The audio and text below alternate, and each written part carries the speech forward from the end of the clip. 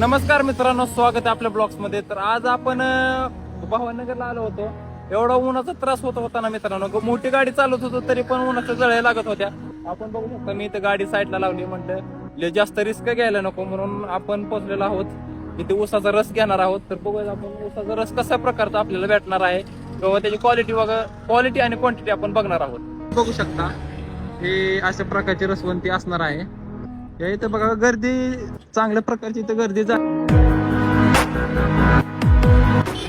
इथं बघा मालक स्वतः इथं काम करत आहेत. कारण की स्वतःचं दुकान म्हणलं मित्रांनो, स्वतःलाच कष्ट करावं लागत असतात. क्वालिटी आणि क्वांटिटी जर द्यायची असेल तर स्वतःला काम करणं खूप गरजेचं आहे मित्रांनो.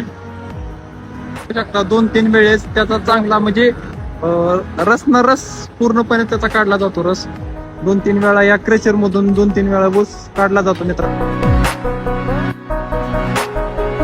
उन्हाचा त्रास होतो. उन्हाळा यंदा लय कडक आहे.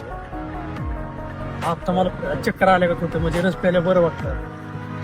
म्हणजे प्रवास करत असताना थोडंफार ब्रेक घेणं खूप गरजेचं आहे. हा, ब्रेक घेणं थांबलं पाहिजे थोडंफार. तर तुमचं काय म्हणणं आहे? फिरत नाही ना उन्हात, त्याचं टेम्परेचर जास्त असतं, उन्हात करायचं नसतं.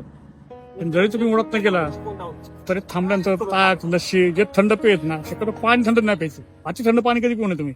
हा बरोबर. त्याने शेवट तुम्हाला त्रास होतो. कारण उन्हात जेव्हा तुम्ही चालता ना गाडीवरती, डांबरीला पूर्ण झळ्या तुम्हाला लागतात. त्यामुळे चक्कर येणं किंवा ह्या गोष्टी होतातच. शक्यतो 99% कधी उन्हात बाहेर नाही पडायचं. काम असेल तरच बाहेर जावं. विनाकारण बाहेर कशाला पडायचं. आता एवढ्या लोकांनी लग्न वगैरे असतात, लोक जातात, तरी तुम्ही थांबा ना कुठतरी 5 मिनिट सावली बघून किंवा कुठेतरी. लहान मुले यांना तर भयंकर त्रास होतो या गोष्टीचा. त्यामुळे 99% लोकांनी घराच्या बाहेर टाळावं. सर तुमचं पहिल्यांदा नाव सांगा आपल्या पब्लिकला. माझं नाव प्रकाश टेंगले.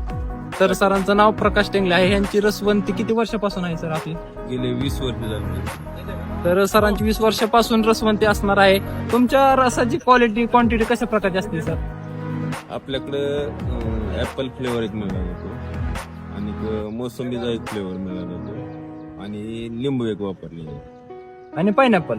म्हणजे मित्रांनो, या सरांकडे तुम्हाला 4 ते 5 प्रकारचे फ्लेवर मध्ये रस मिळणार आहे. तर तुम्ही हा व्यवसाय चालू केलाय, जरी माणसाला यात प्रॉफिट जरी दिसत असलं तरी तुम्हाला ऊस हा विकतच आणावं लागत असेल, काय म्हणायचं? नाही मित्र, हे आपला घरचा ऊस आहे. आपण स्वतः पिकवतो आणि स्वतःच पिकवून आपण हे स्वतः गाळप करून लोकांना याची क्वालिटी स्वतःच्या शेतात पिकवलेला ऊस आहे. आणि ही क्षेत्र बी आपलं स्वतःची जागा, स्वतःची ऊस स्वतःचा. आणि धंदा कराय बी आम्ही 2 जण भाऊ, आमचे पुतणे, 1-2 गडी, आम्ही स्वतः घरी काम करतोय.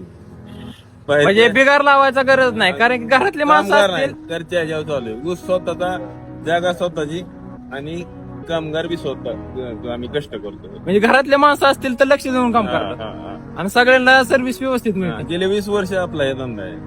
20 वर्षापासून सरांचा धंदा आहे. प्रसिद्ध आहे. इंदापूर बारामती रोडला हा टेंगले रसवंती म्हणजे गेले 20 वर्ष झालं प्रसिद्ध आहे. बारामती पासून निघले तर लोक म्हणतात टेंगले रसवंतीला रस प्यायला जातात. इंदापूर पासून निघले तरी म्हणतात टेंगले रसवंतीला रस प्यायला जातात. म्हणजे एकदम टॉपचा विषय म्हणा. टॉपचा विषय. आपल्याकडे लोक येतात ना क्वालिटीमुळे. मी रोजचे कमीत कमी 600 ते 700 क्लास. म्हणजे क्वालिटी आहे म्हणून, Quality. क्वालिटी आहे म्हणून आज तुमच्यापाशी पब्लिक आहे, तुमचे मार्केटिंग आहे तेवढं. 500 ते 600 किलो ऊस रोज लागतो मला. आणि ते कमीत कमी अर्धा टन. आणि त्यामुळे स्वतःच्या घरचं असल्यामुळे त्यात काय तोडजोड नाही, एकदम क्वालिटीचाच विषय. क्वालिटी